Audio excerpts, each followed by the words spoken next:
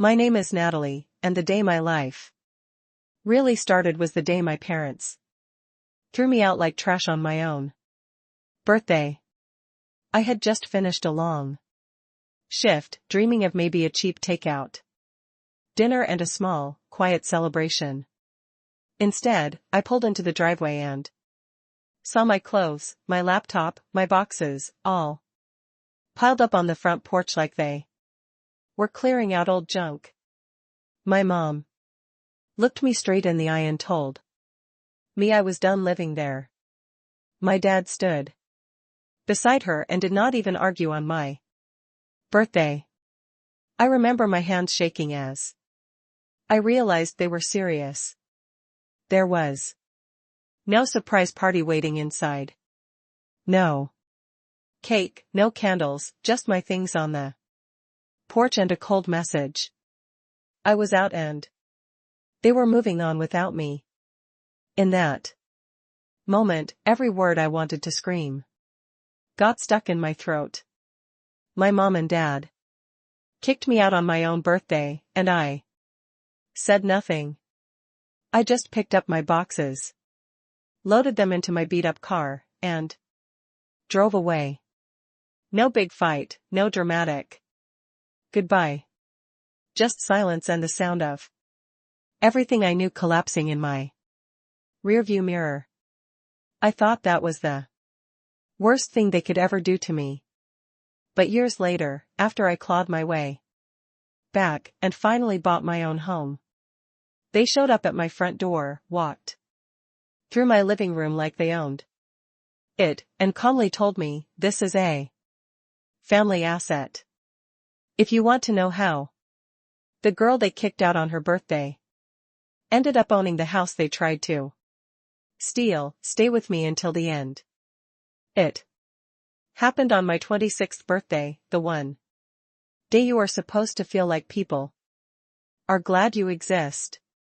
I clocked out from my shift at the grocery store, feet aching, smelling like spilled coffee, but still a little hopeful.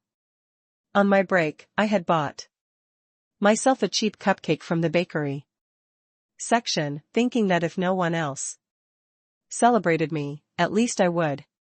Driving home, I imagined something small waiting for me.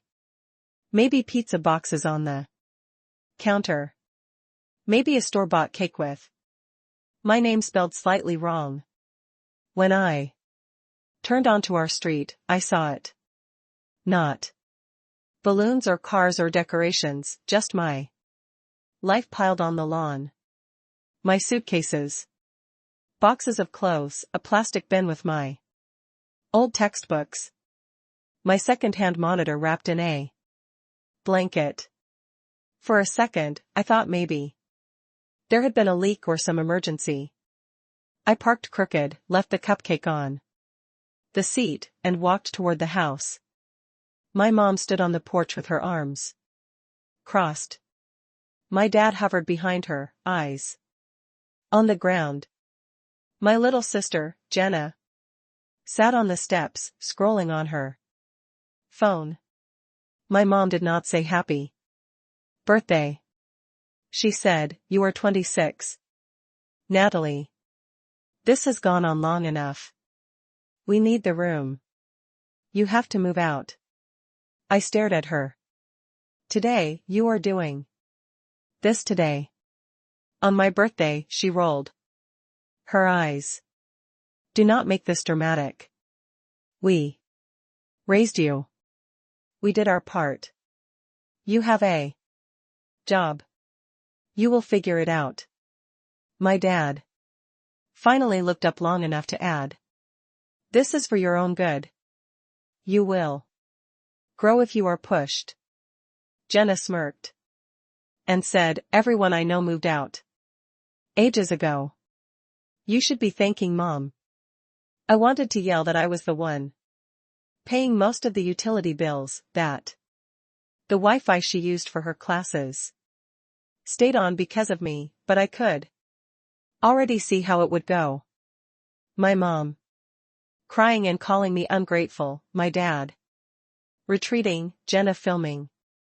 In the end, I would still be outside, just with more bruises on my throat from shouting.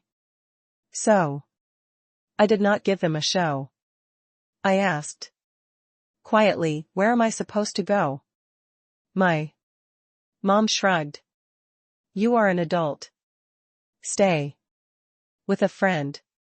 Find something cheap. Just do not expect to come back. We need to turn your room into something useful. Useful? As if I had never been. My mom and dad kicked me out on my own birthday.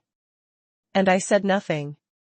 I picked up a box, carried it to my beat-up car, and kept going until everything was loaded. No begging, no bargaining, just the scrape of cardboard on concrete. I glanced at the front door one last time and realized it was not my home anymore, if it ever really had been. I drove until the houses thinned out and highway signs took over. Then pulled into a cheap roadside motel with half the sign burned out. The room smelled like old smoke and bleach, but the key was in my hand, and no one could tell me to get out. I sat on the edge of the stiff bed, ate my cold cupcake alone, and checked my bank account. The number was small and scary. For a second, I almost called my mom to beg for a few days of grace. Then I remembered how sure she looked with my things on the lawn. They had not hesitated, so I did not either. Lying on that scratchy comforter, staring at the stained ceiling, I made myself a promise. I would never beg to go back to a place that treated me like trash on the one day I knew I deserved better. If they wanted me gone so badly, I would find a way to make sure one day they regretted pushing me out the door. The morning after that motel birthday, I woke up with a stiff neck, a pounding headache, and no safety net. I checked my phone, half expecting a missed call from my parents, some kind of apology. Or at least what hotel are you at? Maybe we overreacted. There was nothing, just a calendar notification that said, Happy birthday, Natalie. Like a cruel joke from an app that did not know better. So, I did the only thing that made sense. I got up, showered in lukewarm water, put on my uniform, and drove to work like my whole life had not just been flipped over. I worked my grocery store shift that day, pretending everything was normal. Smiling at customers, scanning items, making small talk about sales and recipes, while my brain kept screaming, you have nowhere to sleep tonight. On my break, I searched for rooms for rent on my phone, filtering by cheapest first, and hoping for something that did not look like a horror movie set. Seattle was only an hour away, and the rents made my stomach twist. But staying in that motel was not an option. By the end of the day, I had arranged to see a tiny studio in the city, the kind of place with peeling paint and a view of a brick wall. It was cramped and overpriced, but the landlord did not ask too many questions as long as I could pay the deposit. I signed the papers with the kind of shaky confidence of someone who does not actually know how they are going to afford next month yet. The first few weeks were brutal. I kept my grocery store job, but the drive was long and the pay was barely covering my rent. So, I picked up a second job doing late night shifts at a burger place a few blocks from my studio. My days turned into a loop. Wake up before Sunrise, drive to work, scan groceries. And bag for 8 hours, grab a quick snack.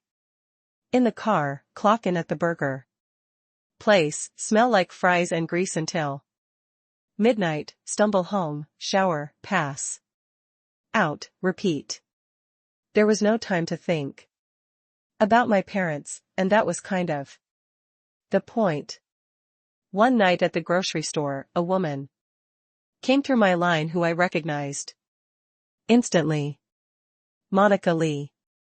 She had been a regular for months, always with some kind of laptop bag and a Bluetooth headset, always talking about deadlines and investors into her phone. I did not know exactly what she did, but I knew it sounded important. That night, she was distracted, scrolling through her emails while I rang up her stuff. Without thinking, I helped her repack everything. When her reusable bag ripped, I taped it together, double-bagged the heavy items, and made some dumb joke about duct tape holding adult life together. She actually laughed and looked at my name tag. You are the girl who always fixes the self-checkouts, right? She asked. I shrugged, a little embarrassed. I just punched a few buttons and reset the machines when they froze. But she made it sound like I was doing surgery. She asked how long I had worked there. And before I could stop myself, the whole story came tumbling out in a stripped down version. My parents kicked me out. I am figuring things out. 2 jobs, tiny apartment, no plan beyond survival. Instead of giving me the usual pity face people do, she just stared at me for a second and said, you know, my startup is always looking for people who can problem solve and actually show up. You ever thought about tech? I laughed. Because it sounded ridiculous. Me and tech, I did not even finish college. She told me about coding boot camps, how a lot of people switched careers without a degree, how the internet was full of free resources. Then she did something unexpected. She wrote her email on the back of my receipt and said, if you are serious about changing your life, send me a message. I cannot promise anything, but I can point you in the right direction. That night after my burger shift, I sat at the tiny table in my studio with my laptop open, searching for everything she had mentioned. Free courses, beginner-friendly tutorials, coding boot camps in Seattle. The words on the screen might as well have been in another language, but there was one thought I could not shake. I had already lost everything once. What was the worst that could happen if I tried and failed again? Over the next few months, I carved out pockets of time that did not exist. I watched tutorials on JavaScript. During my lunch breaks, I printed out cheat sheets and taped them above my thrift store desk. I joined free online communities where people asked and answered questions I barely understood. But slowly, very slowly, things started clicking. Late one night, after finishing a practice project, I finally worked up the courage to email Monica. I told her I was serious. I sent screenshots of my messy little websites, the ones I had built by copying tutorials line by line and then tweaking them. She wrote back, not with a job offer, but with something better. A link to a part-time coding boot camp she recommended and a note that said, if you get into this and commit, I will talk to my team about an internship. I Applied, assuming it was a long shot. Somehow, I got in. My schedule became insane. Grocery store in the morning. Burger place on fewer nights because I needed time to study, boot camp classes. In the evenings and on weekends. I lived on ramen, black coffee, and the occasional free meal when the burger place had mistakes.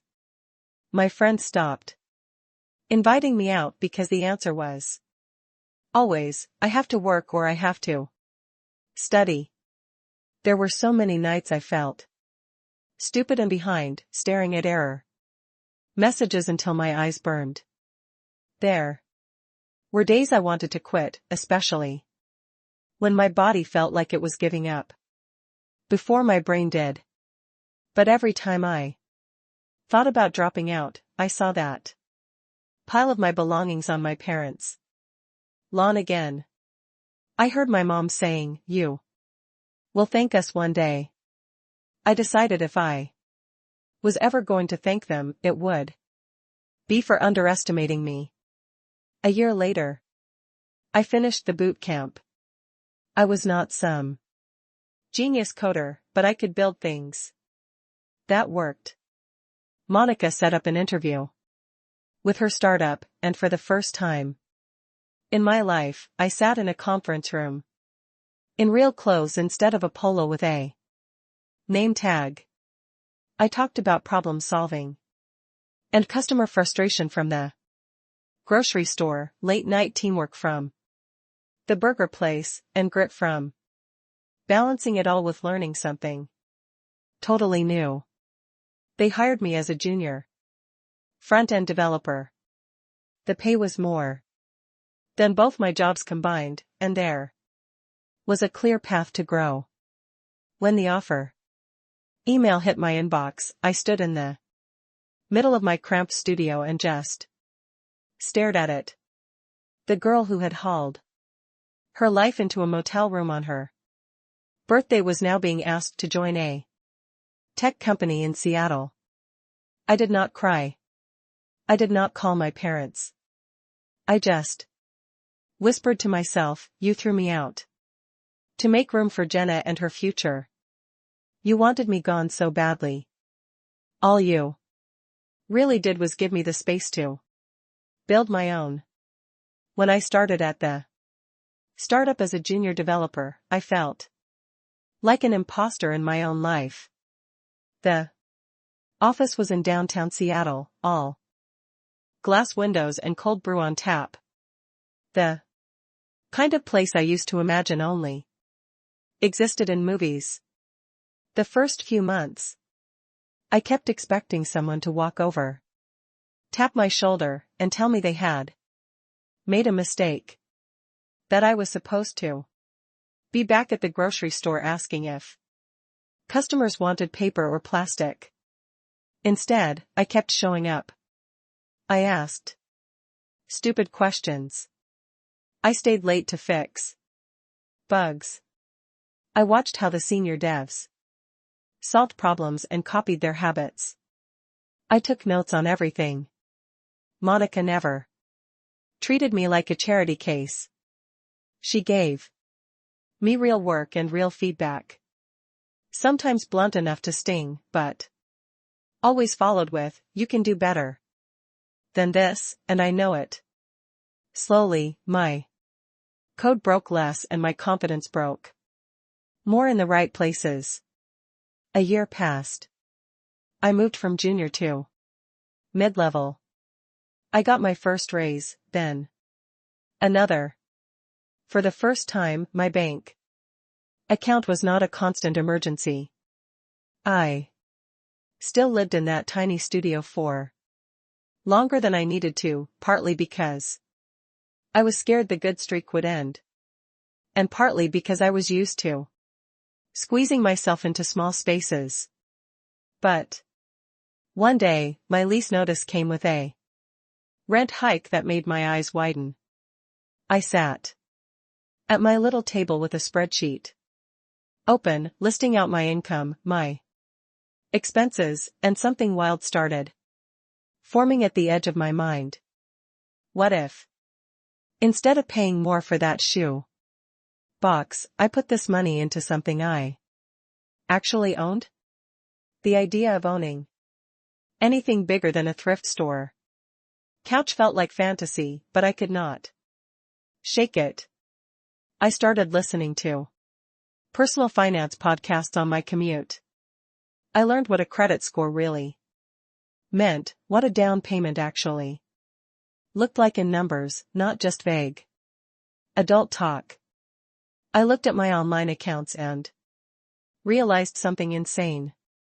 Between my salary, a few freelance website gigs I kept on the side, and the way I had been too scared to spend for years, I actually had savings. Not rich people savings, but enough to start a serious conversation. I met with a loan officer who walked me through lending options, pre-approval, interest rates. It felt like he was speaking another language. But I kept asking questions until the numbers lined up into something I understood. You are in a much better position than most people your age, he said. I thought about my parents telling me I was a burden, that I would never grow if they did not push me out. I did not say it out loud, but there was a part of me that wanted to frame that email and nail it to their old front door. I spent weekends touring places in different neighborhoods. Some were way out of my league, staged with perfect fake families in the brochures. Some were run down and depressing in a way that hit too close to where I had started. Then I walked into a narrow 3-story townhouse in Ballard, not fancy enough to be on a magazine cover, but solid. Clean lines, small backyard, a little balcony off the master bedroom. Sunlight spilled through the living room windows just right, catching dust motes in the air like glitter. The kitchen was open, with enough counter space to cook real food instead of just microwaving whatever was on sale. Upstairs, there was a bonus room that could be an office, or a guest room, or maybe, just maybe, a space where I could build something entirely my own. I stood there listening to the quiet, and for the first time since leaving my parents' house, I felt what home could feel like when it did not belong to someone who could kick me out on a whim. I made an offer. The negotiations felt like a game I had not been trained for, but my agent guided me through. When I got the call that my offer was accepted, I was sitting at my desk at work staring at a bug report.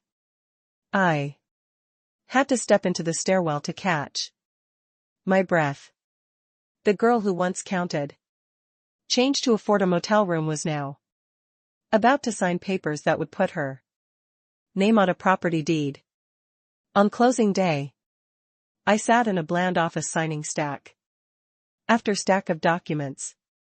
Every time the pen hit paper, I remembered a different version of myself. The kid sneaking grocery store sushi into her bedroom. The cashier with aching feet. The girl wrapping her belongings in blankets on the lawn while her family watched. Each signature felt like a line separating me from that past. When it was done, the woman across from me slid the final folder away and said, "Congratulations, homeowner."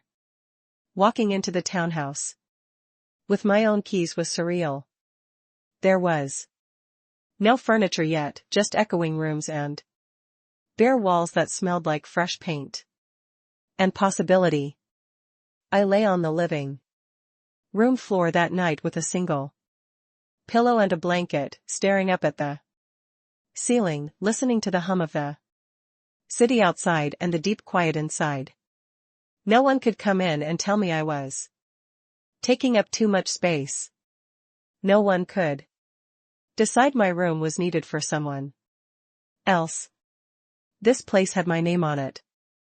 Over the next months, I built a life inside those walls. I bought a couch that did not come off the curb. I set up a proper desk with a real monitor in the spare room and called it my office. I hosted a few friends from work, cooked for them, laughed too loudly, and nobody complained about noise. On nights when the sky was clear, I would stand on the small balcony with a mug of tea and look out over the neighborhood, thinking about the path from that roadside motel to here. I started sharing pieces of my story online, not to rant about my parents, but to talk about getting kicked out, hitting bottom, and clawing my way back. People started responding. Strangers messaged me saying they felt seen, that their own families had pushed them out in different ways. For the first time, my pain felt useful to someone other than me. I thought the story might end there. Kicked out on my birthday, fought my way up, bought a house, neat little arc. But life is not a movie. And apparently my parents did not like being written out of my ending. One quiet Sunday afternoon, I was in the kitchen, unpacking groceries, humming to myself, when my doorbell rang. I did not think much of it. Maybe a package, maybe a neighbor. I wiped my hands on a towel, walked to the front door, and glanced at the camera screen out of habit. When I saw who was standing on my porch, my stomach dropped. My mother, my father, and my sister. All three of them. Right there at the front door of the house I had built without them. For a second, I thought the camera was glitching. But no, it was them. My mom in front, hair grayer and makeup heavier. My dad slumped behind her, Jenna off to the side with her phone in her hand. I could have pretended I was not home, but I was done hiding in places I paid for. I opened the door. My mom looked me up and down, then passed me into the house. Natalie, you look different, she said. I's already inventorying my furniture. What are you doing here? I asked. My dad tried a soft voice. Can we come in for a minute? It is important. Against my better judgment, I stepped aside. They walked in like they owned the air. My mom ran her fingers along the couch. This is nice. Much nicer than that little place you used to have. Jenna glanced around, impressed despite herself. Damn, Nat, you really got yourself a whole house. I stayed by the kitchen island. Why are you here? I asked again. My dad sighed. Things have been hard. I lost my job. The mortgage is killing us. We might lose the house. My mom cut in. The bank does not care how long we have been there. They just want money. We heard you bought a place. This changes everything. I felt a flicker of sympathy, but it cooled fast. I am sorry things are rough, I said. But what does that have to do with my home? My mom gave me a look like I was being dense. This is not just your home, she said. This is a family asset. The phrase dropped like a stone. Excuse me, I said. She gestured at the walls. We raised you. Roof, food, clothes. We pushed you to be independent.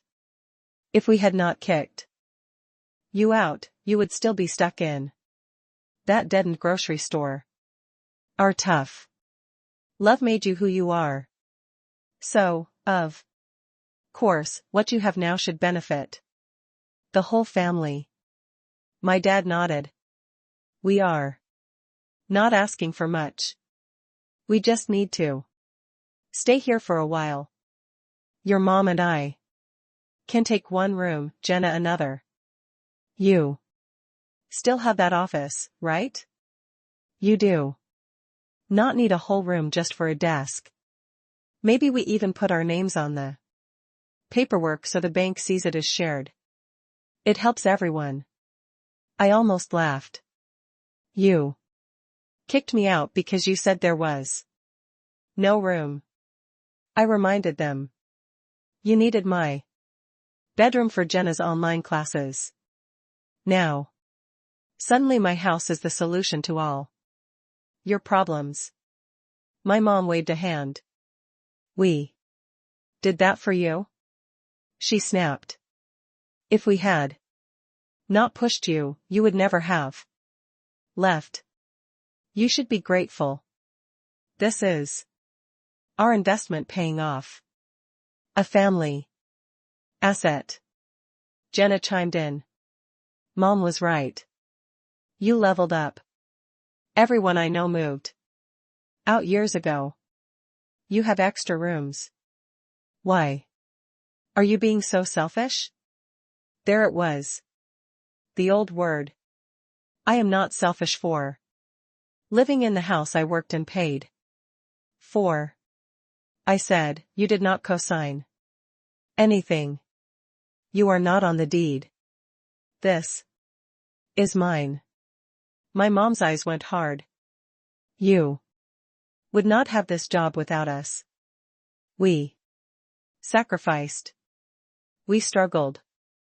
We pushed you. You owe us one signature from you and your parents are not on the street. Or would you rather see us homeless while you sit here alone? The guilt used to work on me. Now it just made me tired. You made your choices. I said. I made mine. I am not putting my home or my future at risk, so you can pretend this is some group project. Jenna scoffed. Money really changed you. I shook my head. Being thrown out like trash on my birthday changed me. Money just means you cannot do it again. My mom's voice dropped. If you do not help us, we will take legal action. We are your parents. We have rights. Any judge will see this is a family asset and you are hoarding it. For a second the old fear stirred. Then I remembered whose name was on every page that mattered. Talk to any lawyer you want. I said you are not moving in. You are not touching my house. And you need to leave now. My dad tried. One last time. Natalie, please. We are your family. You did this. I answered. I opened the door wide. Cold light spilled in. Last time you told me to leave. This time I am the one asking you to go. My mom let out a bitter laugh and walked past me. My dad followed, staring at the floor. Jenna brushed by and muttered. You are going to regret this. I closed the door and turned the lock. My hands were shaking, but underneath the adrenaline there was a steady calm. They had walked into my home convinced that one phrase, family asset, would be enough to scare me into giving up what I built. They still thought I was the girl with her life in boxes on their lawn. They had no idea that this time I was not the one who needed to be afraid. When the door clicked shut behind them, I stood there with my back against it, breathing hard, listening to the echo of their threat repeat in my head like a bad commercial. Legal action, family asset, parents' rights. The old me would have spiraled, Googling laws at 3 in the morning and imagining worst-case scenarios. The version of me who had signed a mortgage and debugged code at 2 a.m. knew better than to let panic be the only plan. So, I did what I always did now when I felt out of my depth. I called someone who actually knew what they were talking about. In this case, that someone was Eric Ramirez, a guy I had met years back through a friend of a friend who had gone from bartending to law school while I was going from grocery store cashier to developer. We had reconnected in Seattle when I learned he was practicing civil law and doing some work with tenants and financial disputes. We were not best friends, but we trusted each other enough to share war stories about crappy landlords and bad bosses. I texted him, "Hey, I think my parents are about to try something crazy with my house. Do you have time to talk?" He called within an hour. I told him everything from being kicked out on my birthday to the visit in my living room and the words family asset dropping out of my mom's mouth like a grenade. There was a long pause on the other end when I finished. "Okay," he finally said, "first of all, breathe. They are not on your deed. Correct?" "Correct." I said I bought this house years after they threw me out. They did not help with anything. It is in my name only. Then legally they have no ownership claim just because they share DNA. He said they can talk all they want about what's fair or family, but in court paper beats guilt trips. However, the fact that they threatened legal action and are trying to pressure you into adding them to the deed, that is sketchy as hell. And the way they kicked you out before, also not a great look for them. I felt a small knot of tension loosen in my chest. So, they cannot actually force me to give them anything. No judge is going to magically turn your private property into a shared family asset because your mom thinks she deserves a cut, he said. But there is something else we need to think about. You said you used to help them with paperwork and bills back when you lived there, right? Yeah, I said slowly. I was the only one who could navigate online forms without yelling at the computer. Why? Because people who feel entitled to your house years later are often the same people who felt entitled to your information back then. He said, before we do anything else, I want you to pull your full credit report, not the cute free app version, the real one. We need to make sure they have not already been using you to prop themselves up financially. The thought made my stomach drop. I remembered sitting at their kitchen table years ago, filling in lines on credit card applications, while my mom rushed me, saying, "Just sign here. It is for the family." I had been too tired and too trusting to ask questions. Now I saw those memories in a different light. That night, I sat at my desk in the home office they wanted to claim, logged into all 3 major credit bureaus and requested my reports. When they finally loaded, I felt like I was looking at someone else's life. There were accounts I recognized. My student loan from the 1 year of college I managed before dropping out. My own credit card, the auto loan on my car, and then there were accounts I had never seen before, store cards I had never used, a line of credit opened the year I got kicked out. A couple of small personal loans under my name linked to an address I used to share with my parents. My chest went cold. I called Eric back and told him what I was seeing. That, he said calmly, is identity theft, at best unauthorized use, at worst outright fraud.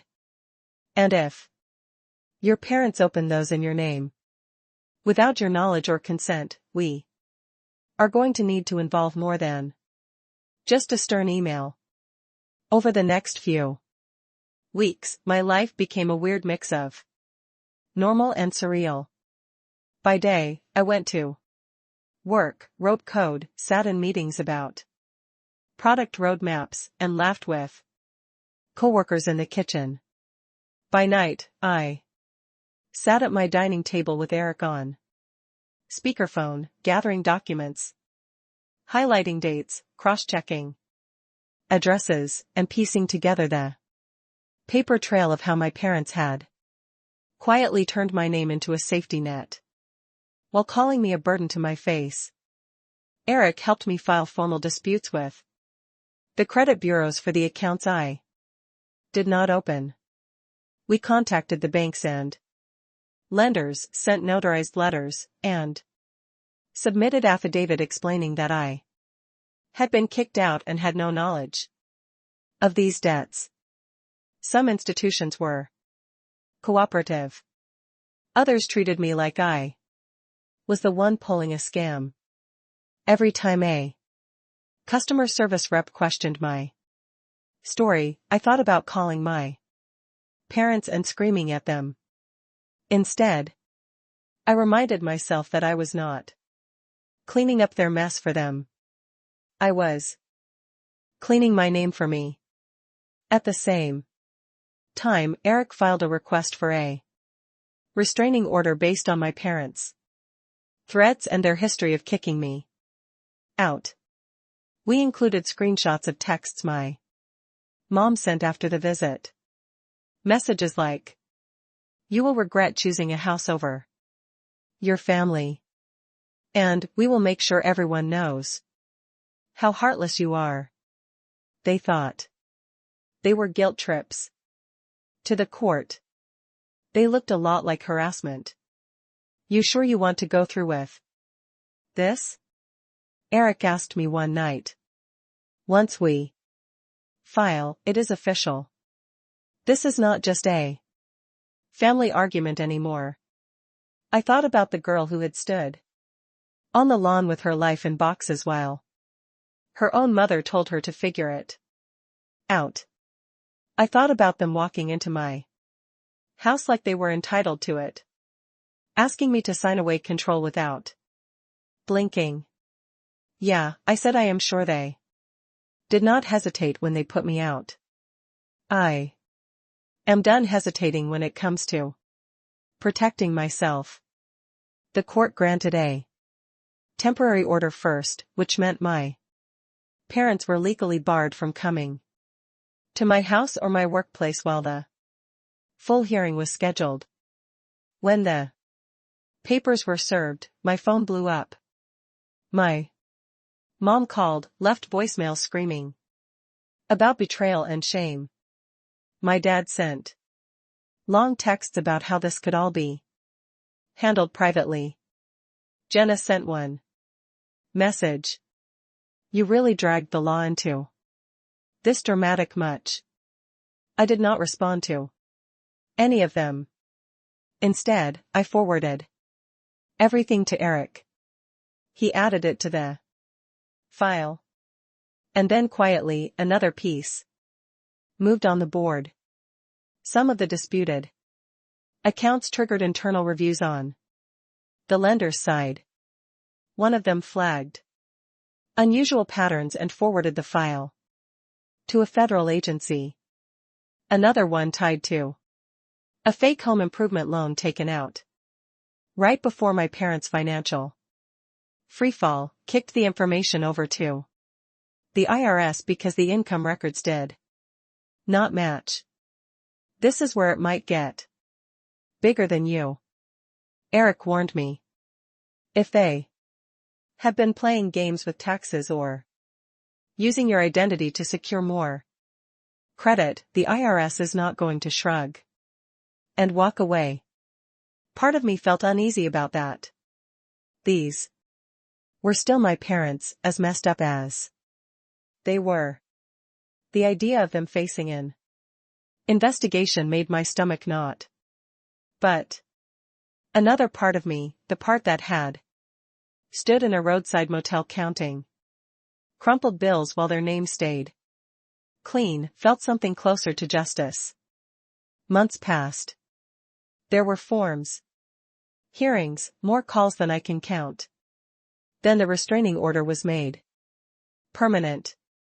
They argued in court that I was overreacting, that kids these days called everything abuse, that they had only ever tried to teach me responsibility.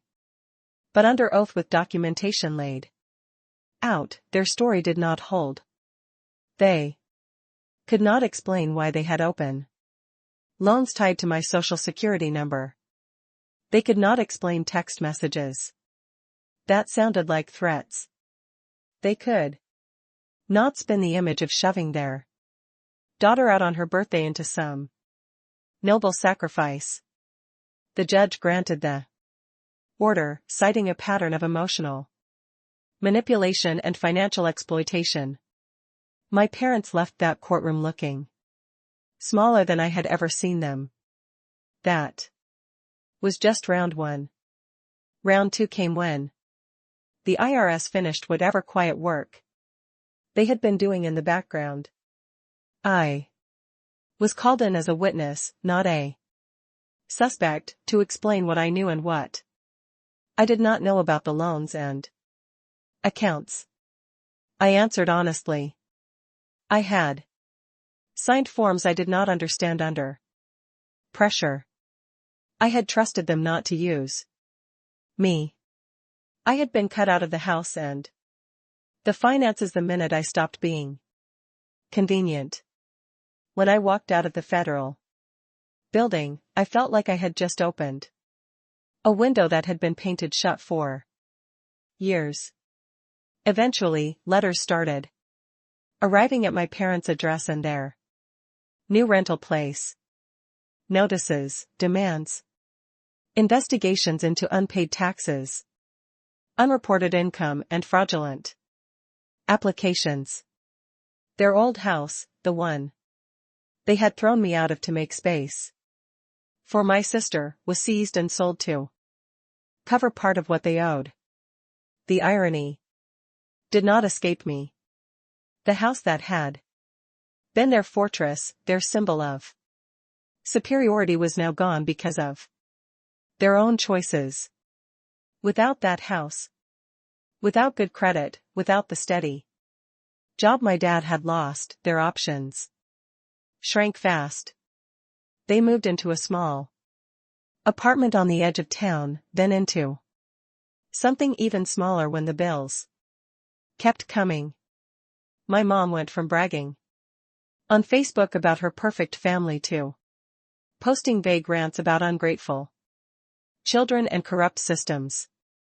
Pointed, but never detailed enough to admit what actually happened. My dad picked up odd jobs doing whatever he could. Pride swallowed whole. Jenna, who once sneered at me for working in a grocery store, ended up folding clothes in a retail chain during the day and doing delivery app runs at night, complaining online about how the world was unfair. I knew all this not because I stalked them, but because people sent me screenshots asking, "Is this about you?" I never answered publicly. Instead, I told my side of the story in a way that did not name them but did not hide what happened either. I talked about parents who weaponize guilt, about families who feel entitled to their adult children's success while never owning the harm they caused. I talked about being kicked out on my birthday, about sleeping in a motel, about learning to separate love from loyalty to people who kept hurting me. The more I shared, the more I heard from others who had lived variations of the same script. It turned out I was not special. That was strangely comforting. One night, months after everything had settled legally, I was sitting at my kitchen table with my laptop open when another email from a lender came in. We have completed our investigation.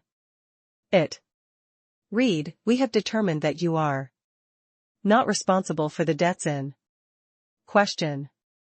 These accounts will be removed from your credit report. I stared at the words for a long time. My name, the one they had signed on forms like it was theirs to use, was finally clean. My house was safe. My future was mine. I thought back to my mom standing in this dairy kitchen, declaring that this place was a family asset. In a way, she had been right, but not in the way she meant. Their part of the story ended in courtrooms and collections notices in small apartments and smaller lives. Mine was just getting started. For the first time, the scales felt even. They had pushed me out, used me, tried to lay claim to what I built. And in the end, all they really did was give me the distance and the motivation to build a life they could not touch. In the quiet that came after the lawyers and letters and courtrooms, I started to realize something uncomfortable. Winning does not bring back what you never had. There was no moment where my parents suddenly understood. No tearful apology, no neat reconciliation. They kept telling anyone who would listen that I had ruined their lives, that I had chosen a house over my own blood. I used to replay that accusation in my head, wondering if there was any version of this story where I could have helped them without destroying myself. But every time I walked through my front door, dropped my keys in the bowl by the entryway, and felt the solid weight of my own safety, I knew the answer. They had spent years teaching me that love meant sacrificing myself for their comfort. Cutting them off was the first lesson I ever wrote for myself. My life started to fill with new kinds of people. Coworkers who checked on me when I looked tired. Neighbors who brought cookies when I shoveled their side of the sidewalk. Friends who crashed on my couch, not because they had been kicked out, but because we were up too late laughing to bother driving home. On Wednesday nights, I hosted a small group at my dining table, a mismatched circle of people who had their own stories of families that hurt more than they helped. We did not sit around bashing our parents. We compared notes on boundaries. We talked about therapy, about savings accounts, about the first time each of us realized we were allowed to say no without providing a full essay of reasons.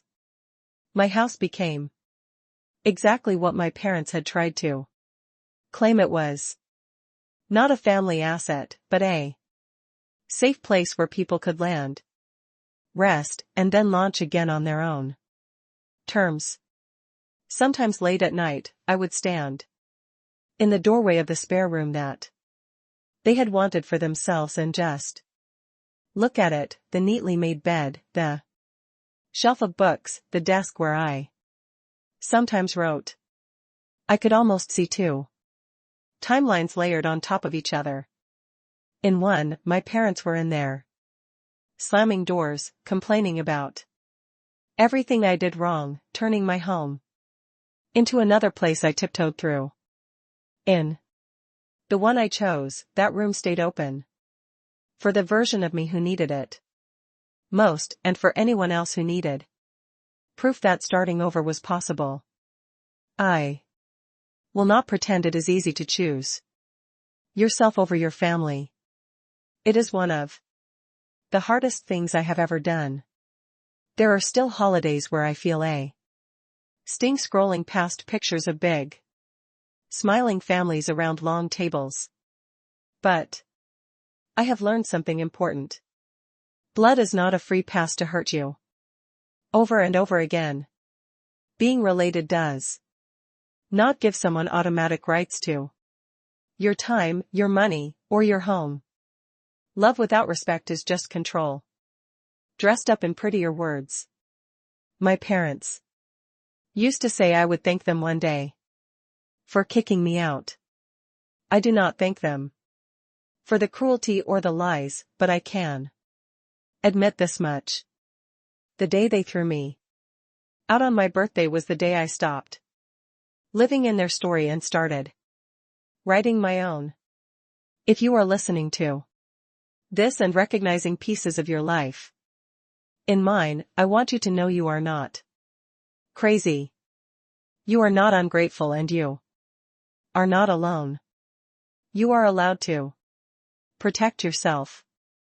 You are allowed to build a life that the people who hurt you are not allowed to enter. They tried to tell me this house was a family asset. They were right about one thing. It is about family.